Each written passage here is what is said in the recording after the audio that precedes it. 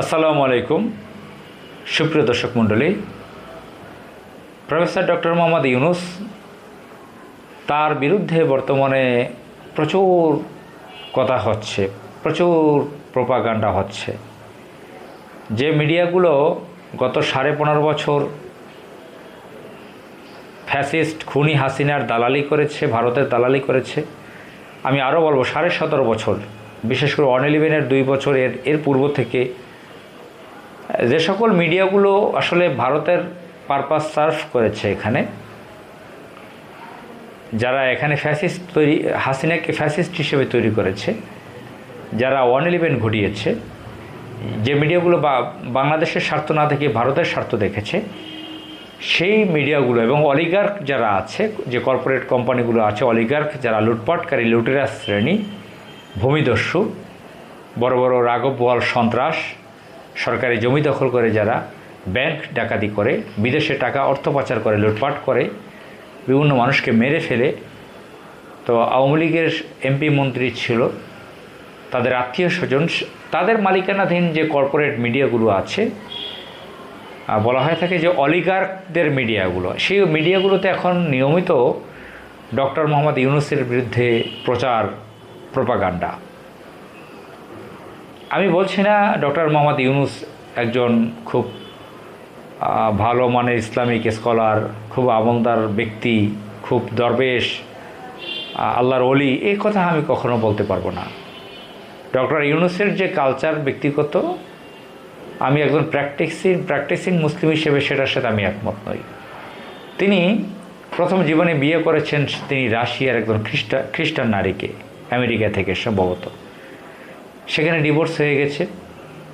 তো একজন মুসলমান হয়তো খ্রিস্টান নারী বিয়ে করতে পারে না। আমেরিকার সাথে তার যে সম্পর্ক এবং অমুসলিম কিছু দেশের সাথে তার যে অতিরিক্ত সম্পর্ক, একটা মুসলমান ইমানদার ব্যক্তির সাথে এতটা ঘেঁষাঘেঁষি এতটা হতে পারে না, অতিরিক্ত ঘেঁষাঘেঁষি তার সাথে বিদেশি কিছু দেশের সাথে, যারা অমুসলিম দেশ। নোবেল পেয়েছে, তার প্রতিষ্ঠান সুদের, এবং তার যে 18 মাসের যে সরকার পরিচালনা, ইন্টারিম সরকার, সেটা এখানে অনেক ভুল ত্রুটি আছে। ব্যক্তিগত জীবনে সে নামাজ পড়ে কিনা তাও জানি না, তবে নাস্তিক যে না সেটা আমরা তার কথাবার্তায় কিছু টের পেয়েছি। তার বন্ধুবান্ধব আবার নাস্তিক ছিল, যেরকম ফজলে হোসেন আবেদ ব্র্যাকের প্রতিষ্ঠাতা, তিনি নাস্তিক ছিলেন। ডাক্তার জাফরুল্লাহ চৌধুরী নাস্তিক ছিলেন, যদিও মৃত্যুর আগে তিনি আস্তিক হয়েছিলেন। আচ্ছা, এই ব্যক্তিগত ব্যাপারে আমি একটু কথা বলে নিলাম। ডক্টর ইউনূসের আমি ব্যক্তিগতভাবে ভক্ত নই। আমরা হচ্ছে জুলাইয়ের পক্ষের লোক। যে জুলাইটা ঘটেছিল, সেই জুলাইয়ে ডক্টর মোহাম্মদ ইউনূসকে আমরা প্রাইম মিনিস্টারের চেয়ারে বসিয়েছিলাম বাংলাদেশের মানুষ। এই রাষ্ট্রের চিফ এক্সিকিউটিভ পদ, তখন চিফ অ্যাডভাইজার পদে তিনি বসেছিলেন ইন্টারিম গভর্নমেন্টের। ওই সময়টা আমরা দেখেছি 24 সালের 5 আগস্টের পরে ডক্টর ইউনূসের নাম আলোচনা হচ্ছিল, তার নাম ঘোষণা দিয়ে 8 আগস্ট তাকে শপথ গ্রহণ করায়। তিনি ফ্রান্সে ছিলেন তখন। ওই মুহূর্তে বাংলাদেশে এমন কোনো ইউনূসের বাইরে ব্যক্তির নাম ছিল না, একজন ব্যক্তির নামও ছিল না যাকে ইন্টারিম সরকারের প্রধান হিসেবে মানুষ দেখতে চেয়েছিল। আলোচনায় আছে যে ইউনূসের মতন ব্যক্তি ছাড়া অন্য কোনো ব্যক্তিকে হয়তো ওই জায়গায় বসালে এখানে হয়তো 1 সপ্তাহ হয়তো টিকতে পারতো না। কারণ ভারতীয় যে আধিপত্যবাদ এই অঞ্চলে আছে আমাদের দেশে, তো এটাকে ট্যাকেল দেওয়া, হ্যান্ডেলিং করা, এটার শক্ত হয়ে দাঁড়িয়ে থাকা, ইউনূসই একমাত্র বাংলাদেশে এই 54 বছরে দেখিয়েছে যে ভারতের চোখে চোখ রেখে কথা বলা, ভারত যে চোখ রাঙানি দিয়ে কথা বলে, বড় ভাই সুলভ আচরণ, দাদাগিরি, তার যে একটা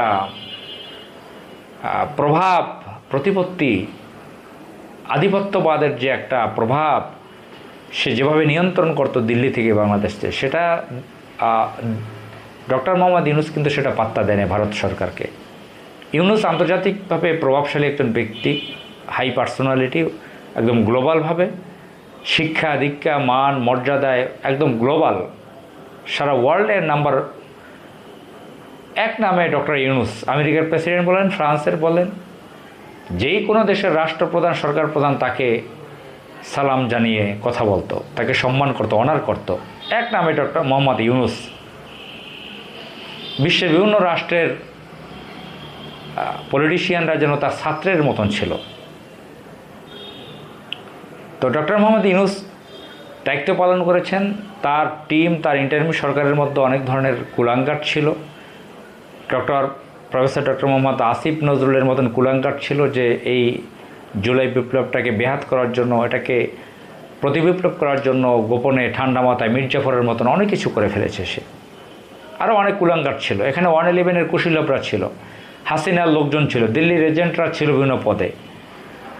আমি মোটা দাগে বলবো, ইউনূস যে মাথা উঁচু করে কথা বলেছে, ভারতের চোখে চোখ রেখে কথা বলেছে, এটা বাংলাদেশে শহীদ প্রেসিডেন্ট জিয়াউর রহমান স্বাধীন পররাষ্ট্রনীতি চালিয়েছেন, তিনিও এত শক্তভাবে ভারতের বিরুদ্ধে অবশ্যই কথা বলতে বলেন নাই।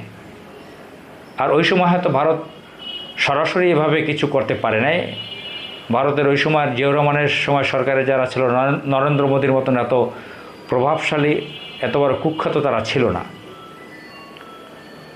তো যাই হোক, সে এই শেখ হাসিনাকে অবৈধভাবে সে বাংলাদেশে ক্ষমতায় ছিল, সেটাকে শেল্টার দিয়ে, দিল্লি শেল্টার দিয়ে রাখতো। আন্তর্জাতিক যে লবিংগুলো আছে, এই লবিংগুলো করে বাংলাদেশে তাদের এজেন্ট তৈরি করে, একটা শক্তি তৈরি করে। এখানে আমাদের স্বাধীন সার্বভৌমের একটা রাষ্ট্র, এখানে সরকার ছিল ভারতের পাপেট সরকার আওয়ামী লীগের। হাসিনা ছিল তার একটা পুতুল। তো ইউনূস এসে এটাকে ভারতের দুশ্চিন্তা ধরিয়ে দিয়েছে, ভারতের মাথা খারাপ করে দিয়েছিল। তো যাই হোক, সেই বিপ্লবটা প্রতিবিপ্লব হলো 12 ফেব্রুয়ারি 2026।